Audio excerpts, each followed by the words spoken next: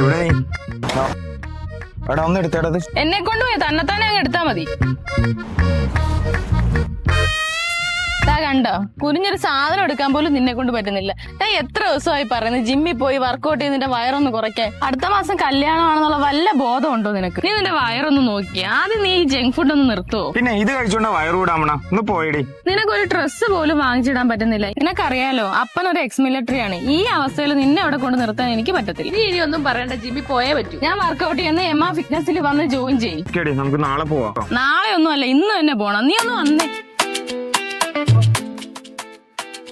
Hi Maria, ഇതെന്റെ ഫിയാൻസിയാണ്. ജിമ്മിൽ join ചെയ്യാൻ വന്നത്. Welcome to M fitness.